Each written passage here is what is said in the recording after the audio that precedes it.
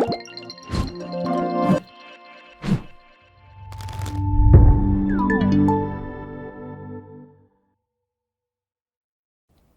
everyone, I'm Sheena and I'd like to welcome our first speakers, Coney producers Marie Klimis and Emily Davis. Coney is an arts charity that creates interactive theatre, games and adventures with a mission to spark change through play. Today they're here to share their take on how to create immersive experiences in public spaces and how we can leverage accessible tech affordably in order to connect with diverse audiences. Welcome. So my name is Marie. I am a senior producer at Coney and I'm also a theatre maker. So for the last 15 years I've been specializing in making all kinds of site-specific, playful, immersive experiences, primarily in public spaces. My name's Emily. I'm another producer at Coney, and my background has always been in touring theatre, but I came into interactive and immersive work accidentally and through my freelance practice as well. And I also produce for a theatre company called Poltergeist. And yeah, together we are the two producers of Coney, and we can tell you a little bit about us. So we are Coney. We are an arts charity with a main mission to make play to spark change. So a lot of people ask us, what do you mean by play? Which may sound very elusive. So play for us is any kind of interactive, fun experience. Sometimes play is immersive theatre, sometimes it's smartphone adventures, sometimes it's games, sometimes it's simply an exchange of gifts between strangers. We are a BAFTA-winning theatre company. We work nationally and internationally.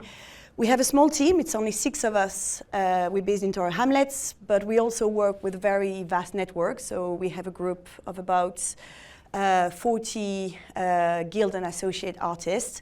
But we also work with a wider network. So really the way we make work is we assemble bespoke teams to create, to suit the needs of, you can hear in my voice that I love public speaking, so please bear with me. And yeah, we assemble teams based on each project's needs, their audiences, their location. And generally, the main way we make work is we make play wherever people already are. So we make play in schools, in heritage sites, in theaters, community spaces, in the streets and online. So in particular, we have significant expertise in creating work inspired by specific sites and the communities. So we'll respond to a particular location, a town, a neighborhood, and in particular, we will create work with the people of that place to make sure that those experiences are unique. We rarely come with an idea. We usually come to a place, meet its people, and then we co-create the work together. So yeah, co-creation is really at the heart of everything we do, and working in partnerships. So we work in partnerships with audiences, we work a lot with young people, with communities, and really we explore together the stories that matter to them. And finally, something that sometimes people find very confusing when they meet us. They're like, oh, Coney, you're an immersive theatre company. And a lot of people, when they hear immersive theatre, they think of Punch Drunk.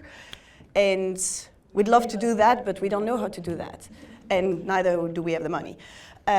So the way we make immersive is really we use light touch, both digital and in-person engagement.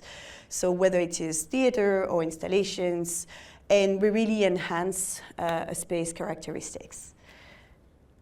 So here are just a few projects to give you a little bit of a glimpse of the kind of things we do.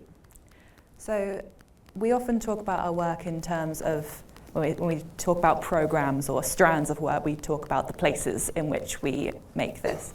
So we do a lot of work with heritage sites. So there's a need, it seems, in the sector to create light touch, immersive, interactive somethings in order to engage audiences. So we have a long-running partnership with the National Archives in Richmond, and they have this inherent problem where they have all the archives, but people, especially families, like turn up and they think, where are all the books? What is it? So they wanted to commission an interactive offer for their family audiences in order to increase their family audiences alongside their regular programming. So what we created with them was a series of adventures in the same world, which we called the Ministry of Time Travel. And so these adventures would run on site, so there would be a room that is set up. We called it, they've been called different things. So there was the Chief Timer's office, where you would go into the Chief Timer's office and you would take part in a digital mission that sent you out on reconnaissance and different challenges all over the site. So the family audiences would go to different places, get different clues, be sent on a mission as part of the Ministry of Time Travel. And the good thing about these is that our first 2 adventures, which were on site, were able to run over, for example, the entire summer holidays. So this is a 3-month-long running mission, but after they'd commissioned us, the piece could run with no more than the operating costs of the venue. There was no live performance, but it was still felt live and felt exciting. And we have also recently just released a digital mission for them as well for remote audiences. And this is just a stat, 52% of new visitors to the National Archives came through Ministry of Time Travel. This is just a sample. If you would like to go see an example of what we do, this is scan code. You can save it for later. And this is another example of our work in schools. We do a lot of work in schools, especially in Tower Hamlets, where we're based, and we're here today. We've recently started a new project with Greenpeace, which is a 8-session climate agency interactive adventure, I suppose you would call it. So it's an educational project in that it informs about the climate crisis, but also takes students on a journey to create their own climate actions and to make change in their schools. And so it starts with this box. So this is quite a unique Coney thing. We do a lot of box projects. So we have this box which has little compartments, has different challenges within inside, different code words, different locks, different props inside. And once, for example, the first session is opened, it corresponds with an online platform that we've created that takes students on this narrative adventure. So they're introduced to a character called Kai, who teaches them about global stories of activism and equips them with the tools to make change locally. And they end up making and delivering a climate activism gift in their school. So the most recent example of this was students made this very grand sandwich platter alongside. So that this is students at Swanley Secondary School in Whitechapel, and they found out the deputy head teacher's favourite sandwich, and they discovered that there was a change that they could make because the sandwich packaging that they get their packed lunches in was technically recyclable, but they didn't have the facilities on site to effectively recycle them. And so they gave this gift and made the ask of connecting the deputy head teacher with the sandwich packaging company, and they were able to make that demonstrable change within their school in a creative and exciting way. They did enjoy it, so that was good.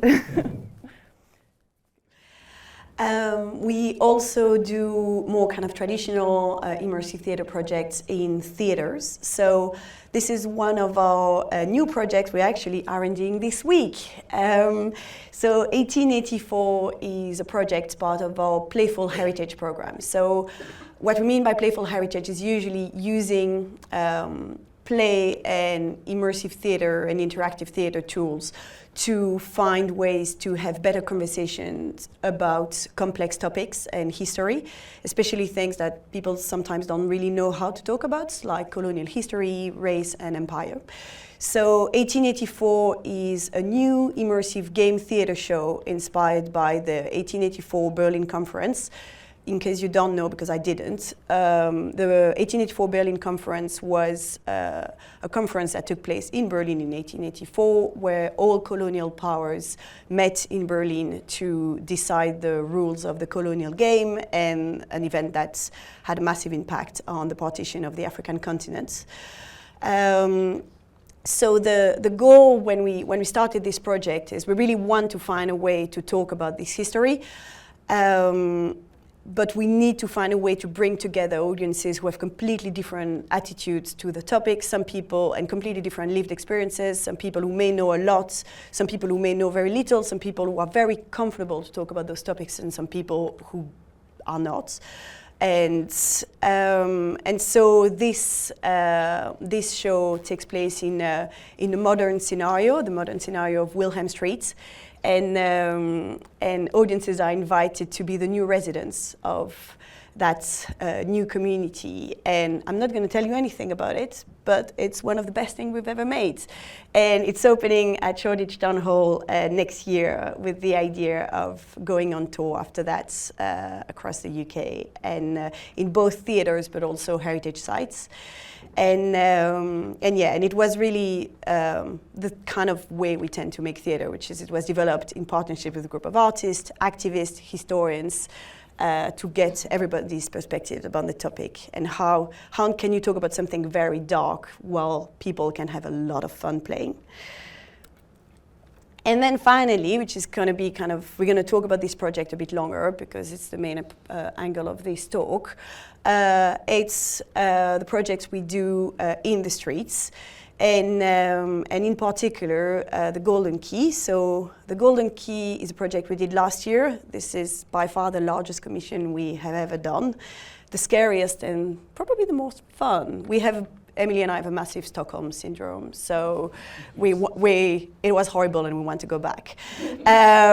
So the Golden Key was an immersive takeover of the City of London, and the goal was to invite audiences of all ages and backgrounds to discover the City of London, but especially the untold stories of the city's past, the city's present, and who are the people who were there that we haven't really talked about, what are the spaces that nobody knows.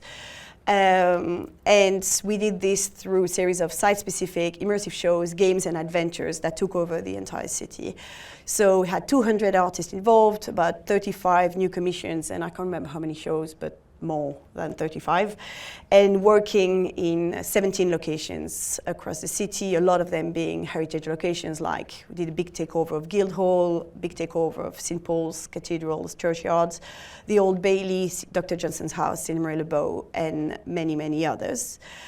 And the most challenging part of this event was, so this was an event commissioned by the City of London Corporation, and they wanted us to create an event for over 30,000 people in one day. And an immersive event with primarily new commissions for 32,000 people in one day, and we had 4 months to do it. And I think we saw the brief, was like, you must be kidding. But they were not. So basically the way we did it, I'm going to show you a little video that shows a little glimpse of the event. But the event had 3 parts. We had the fairs. The fairs were kind of site-specific, playful festivals taking over city landmarks, so Guildhall, St. Paul's, and the high walks between Museum of London and London Wall.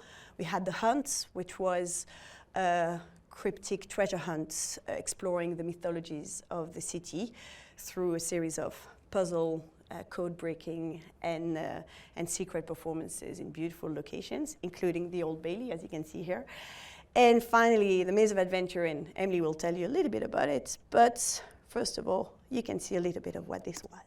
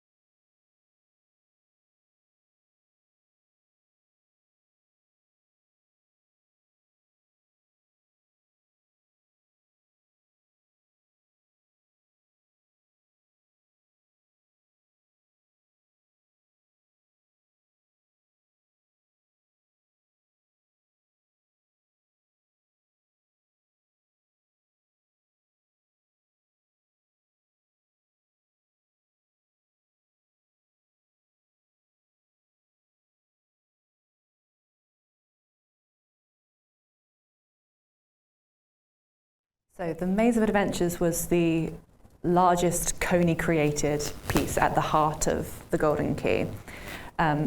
Imagine, if you will, because this is what the audience would have seen, a map of the square mile, the City of London, and it has 12 start points. And you get told, these are the titles of the adventures that you're going to go on, but you don't know where you're going to end up.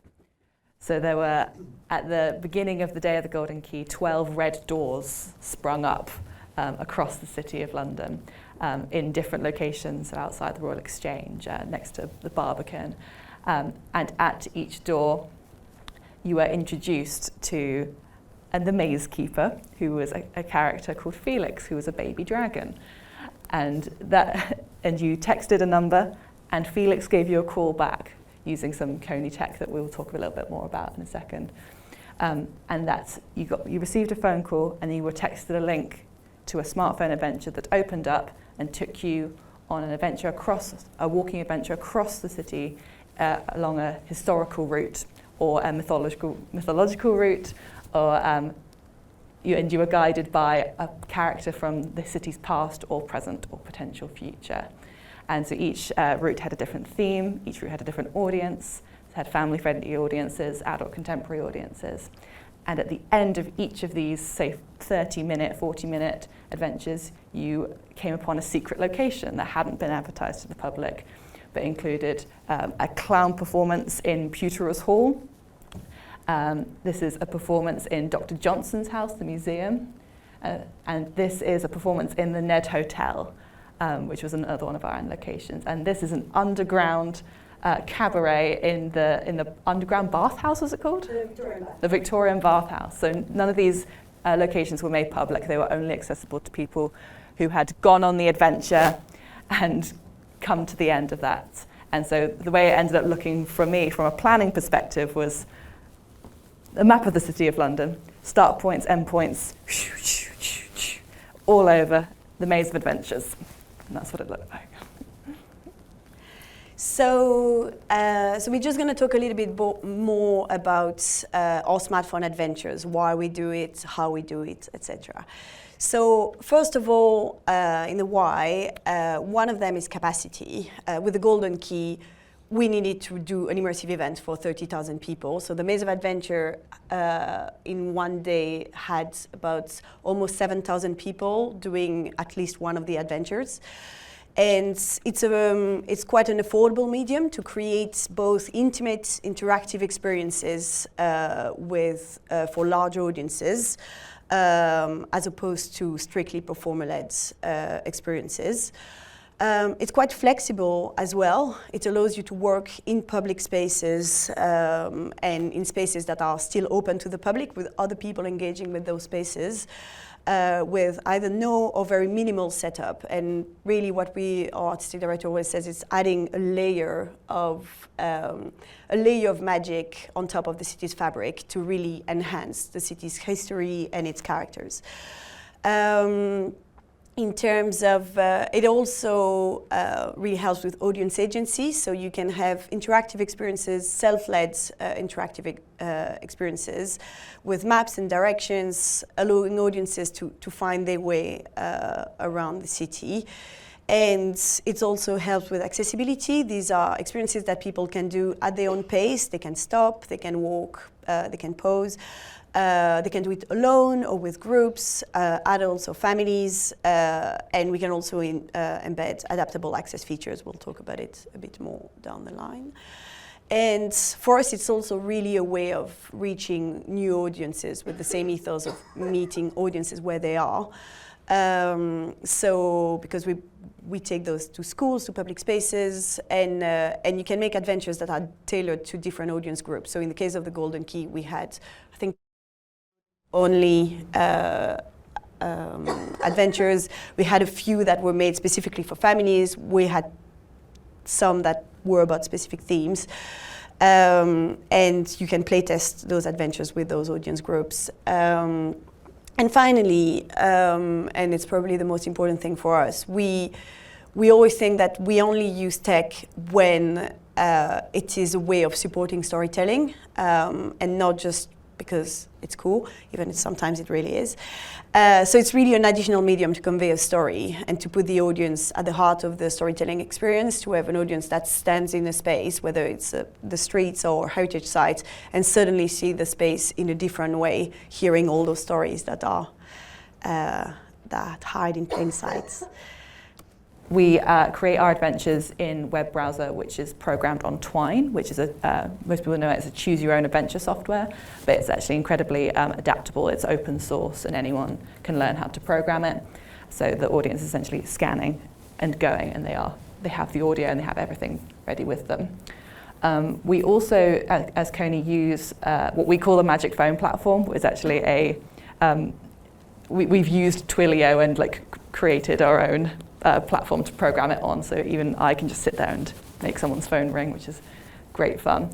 And we also use, for navigation, either integrated Google Maps into the Twine, so it's saying that you've reached this place, now you can go to this place, so people are already familiar with Google Maps, which is quite useful, and they just go, and there's no friction there. Or we use illustrated maps which are inserted into the narrative. So for example, you're at Stokeport Street, now you need to go to Newton Street, and the illustration is there. We do that a little less often because the bespoke maps just take a bit longer to create. If anyone knows how to make Google Maps look good, hit me up. That would be great. So there's some learning curves that we've been on as a company to create audience-friendly experiences. There's some things that work better than others. So whilst we found specifically with the Golden Key that families especially really valued being able to go on a smartphone adventure because of the reasons Marie outlined. And there was also this nice part of they didn't have to stand in a crowd, they could take a break and sit down if they needed to, and they had this immersive experience that was for them and them only.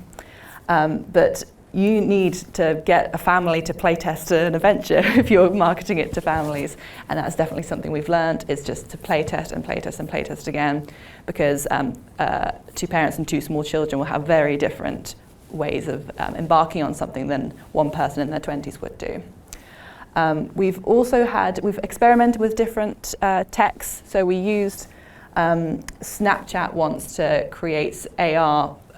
We used the filter function to create some magic on audiences' smartphones, but we didn't quite clock that they needed to have Snapchat downloaded in order for that to happen, and that was on one of our workplace projects. So very few of our users had it already downloaded, so it just had that extra level of friction, and all we want to do is meet people where they are. We have also learned that we need to have loads of spare headphones when we're asking people to bring headphones, because if you've got a whole family or if you've got multiple people, so we're always on hand with headphones, splitters, adapters, all of it as at the launch point. I've put having eyes bigger than our belly, and this is just when we get just too excited, because Twine has the functionality where you can program in many different outcomes.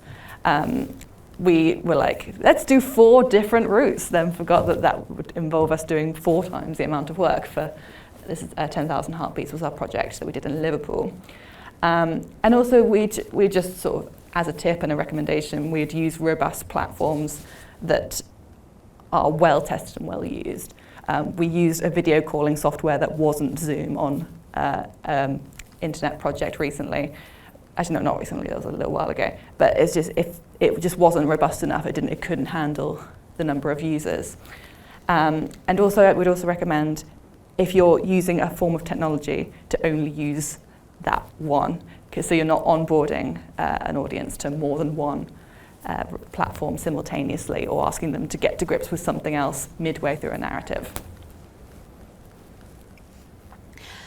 Now, so this is the way we do it at Coney, but this requires, for example, most of our smartphone adventures are programmed on Twine. That does require you to have a programmer, and either to be a programmer yourself or have the budget to actually pay for one. So we just wanted to present a different ways of making smartphone adventures. First of all, the easy way, which is smartphone adventures for dummies. When I interviewed at Coney, people told me if I had anything I wasn't comfortable about the job description, I said, I'm a techophobe. Like, I you look like you are techies and I'm not. I don't understand tech. I'm very scared of tech. And but this is a project. So I'm also one of the directors of 27 Degrees, which is a migrant-led immersive theatre collective. And we got very lost when the pandemic hit, because a lot of our projects are about intimate sensory things where performances and audiences get very close, and we eat things, we smell things. So the pandemic happened, and we were like, what the hell are we gonna do? And so this is a project behind closed doors that we created when COVID happened.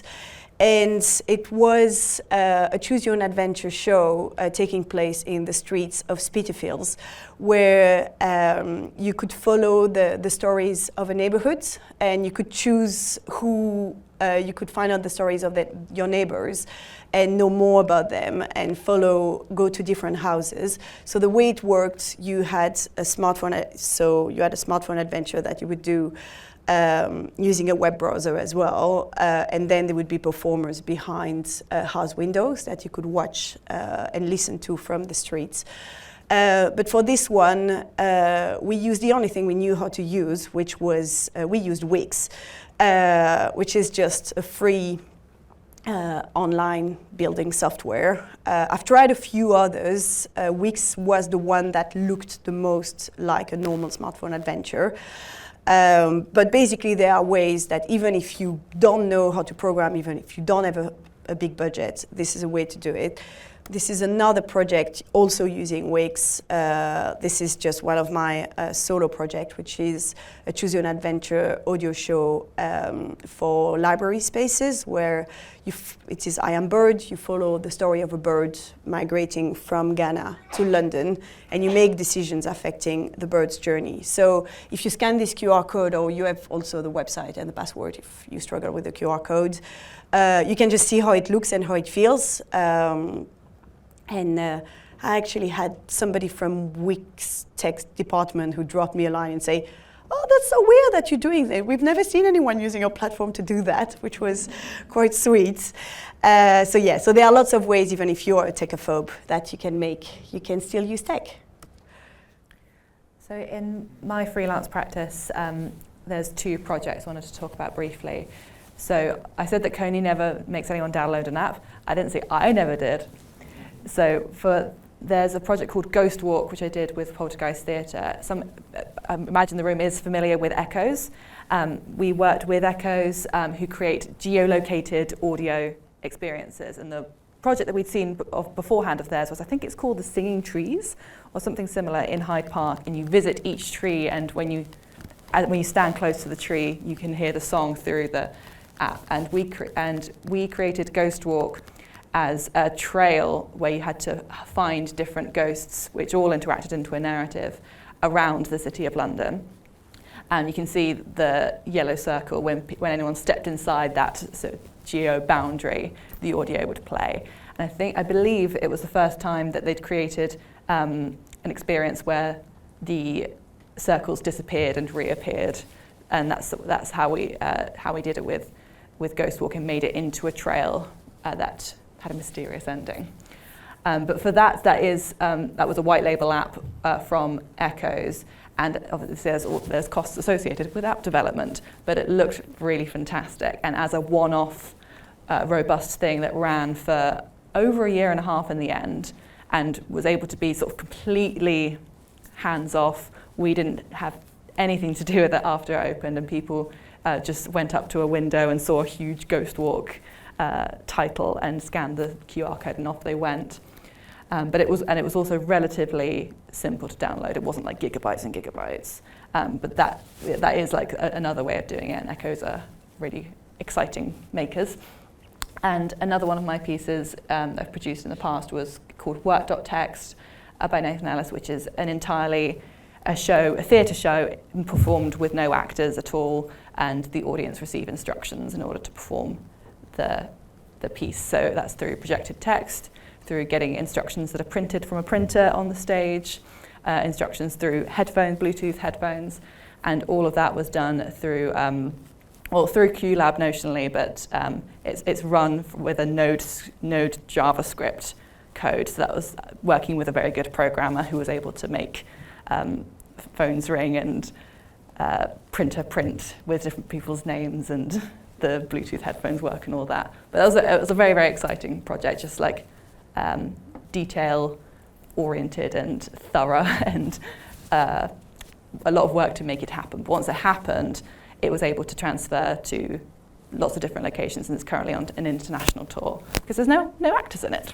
It's easier to tour internationally when you haven't got any actors who need to learn how to speak Portuguese. And then to finish, just a few tips about accessibility.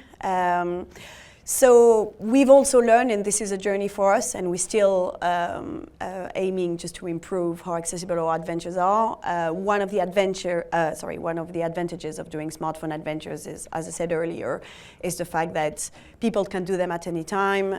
They can come with carers, they can interrupt them, we can embed access features and things like that. Also keeping in mind that work in public spaces, on the other hand, can be pretty inaccessible sometimes, that if you require people to use public transport, the public transport system is widely inaccessible. But these are a few things that we gathered and things that we aim to develop more in future. So first of all, one of the things is share as much information as possible. It may sound silly, but it's really a way of making people comfortable, know that they what they embark in. A lot of the debates we had internally was, should we tell everything? But then we killed the mystery, and our access advisors' thought on it was, keep it as an opt-in. There is something that people can download if they want to know, and if they don't want to know, they don't need to read it. But at least you make sure that for example, neurodiverse people know exactly what's happening, and they can know if this is an experience that is for them. So information to share is how long it is, where does it go, will there be any crowds, or if there are crowds, is there a time of the day you can visit to avoid the crowd? So typically in the city, go on the weekends. What are the ground conditions like? Are there toilets, and what type of toilets? Is there parking? What's the content? Also, one thing which actually that came as part of the 1884 R&D is like, don't call them trigger warning, because you just don't know what is a trigger for people. Just say what is it? What is your adventure about? And people will figure out if this is a trigger for them or not. What are the themes, etc. And yeah, if you can, produce a visual story, which is just basically the journey will go there, this is what you see, the journey will go there, this is what you see. And about the experience itself, first of all, this is one thing we did wrong, and we're trying to get better, is to make sure that the experience can be interrupted easily, that you can pause, you can go next, you can go back. Because in some of our previous adventures, it was just a long trail of audio, and if people get lost, they just don't know how to go back. Also is having both a combination of audio and text, whether it's captions or transcript. So people with different needs have the option to have one or the other or both, and the option to turn them off if you can. Also, a question we had about captions or transcript, which one is best, and they actually serve different needs. So ideally, if you can afford, do both.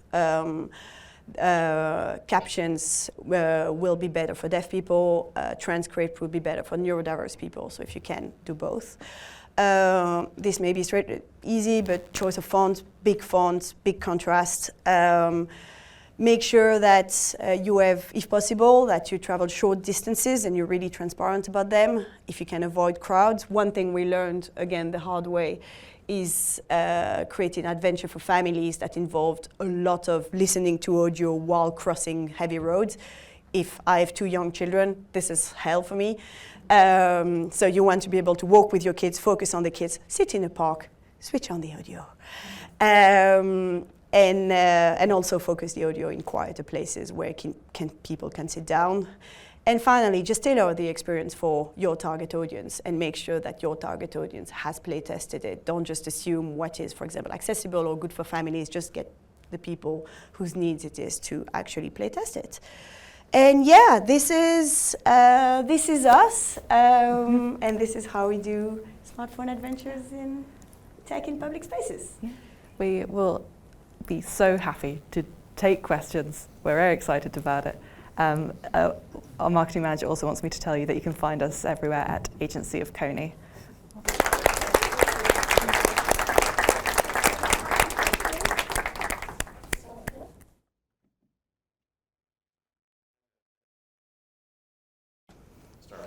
So they had, so with the Golden Key, it was really a partnership between them and us. So they had a marketing team that did a bespoke campaign. And I think the main goal actually of this commission in the first place, that was part of the Destination City program, where that was a big reflection they had after COVID, that the city had to find a new raison d'etre because people don't come there to work anymore, and they had the number of people visiting the city at least halved, if not more. So their new idea was really that we need to get new people to come to the city for different reasons and make the city as a place for culture. It's primarily the city who led on marketing through a range of ways. I think there was, in terms of the catch for the hook for audiences, is that we worked with some very iconic locations, so St Paul's, former Museum of London, Guildhall, and there was a sense of excitement about, I'm going to go and see this and get to experience this location. We also had a lot of passers-by just pick up on the day. And it was free! It was free. Also, one thing that's quite important, and that doesn't apply only to that type of work, is all programming was really appealing to different audiences. It had been structured that way. So we had, for example, a few projects that were specifically for families and were communicated as such. We had a lot of projects that had been explored with global majority artists, some of them with a decolonial lens. So I think it was really like, if your project targets, though, is actually designed, made by the people of a certain community, and if they are marketed as such, in a way, your marketing is so much easier. Also say we also dedicated a section of our programming towards the hardcore interactive theatre puzzlers. And me and Marie were really like, no one's going to do it. I don't think anyone's going to do it. And then this is The Hunt specifically, which is a more hardcore puzzle book treasure hunt across the city, and then I think over 1,000 people did it, and we were put in rightfully in our place. There is a big audience for more challenging, exciting work. Yeah. Great. Could we?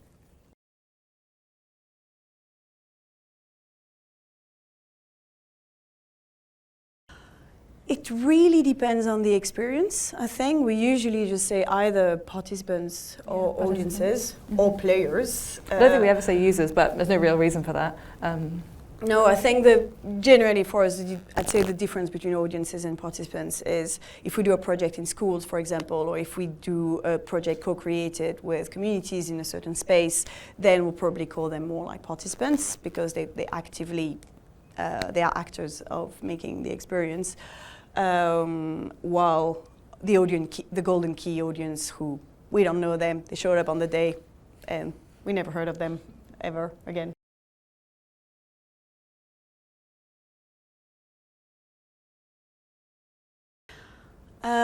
A few things, and I think it will be a slightly different audience depending on who this is for. For something like the Golden Key and a lot of the other projects we do, I think the element of mystery is quite important. So the Golden Key, the main theme was about the secrets of the city. It was about getting you for one day. There were a series of doors to the secrets of the city. We gave you the keys for one day and you could go and discover them all. You could find those very mysterious places that just hide in plain sight. It's about play as well for us. I mean, we put play in everything we do, but it's about having fun, really. It's about bringing something that's both very accessible. With the Golden Key, it's there, it's free, it can just show up. And if you don't like it, you can leave. But you're going to have fun, even when we talk about dark stuff like the 1884 project. It's mysterious and fun. What else? I think the strength of the narrative has to be a really, really important factor, because I think we've learned by now that if you put a QR code on that wall and ask people to scan it, some people might do, but very few people will just scan something as they're walking around the place. And for us, we've found that embedding people in the world, while onboarding is really, really important. If someone's turning up to a place and they're meeting the dragon, they're meeting the maze keeper, they're meeting the dragon, and it's magic from the beginning. And the process that they go on is immersive enough, even though it's not set physically immersive. They're invested in the narrative, and the treat that they might receive by taking out their phone to scan something is like exciting and tempting enough. It's a bit. I'm like, it sounds tasty that I would want to experience this. And another thing to build on that, I think having an eventness helps a lot. So for example, we've done a lot, and we have one at the moment, which doesn't go so well, for the exact same reason. If you have a smartphone adventure, it's just on your website, it's just on the QR code on the wall. People may not do it, but if you create a one-day festival about it, suddenly way more people will engage with it, because there is. So typically, one of our earlier smartphone adventures, we have a series of projects called Ends and Tails, which is collaboration between us and Tamasha Theatre Company, and it's a series of smartphone adventure on foot, celebrating the untold stories of global majority communities in different places. So We Are Shadows was about a local's guide to Brick Lane and the stories of local Bangladeshi communities. So we created We Are Shadows, and originally we didn't have that many people engaging with it. And then we made it an event, we did something at Rich Mix, and suddenly lots of people came. But the project hadn't changed. So sometimes it's just about, even if you have something that runs for 3 months, can you do it the last Friday of the month? There is something, and people discover your project, then they'll share it with others. At the back.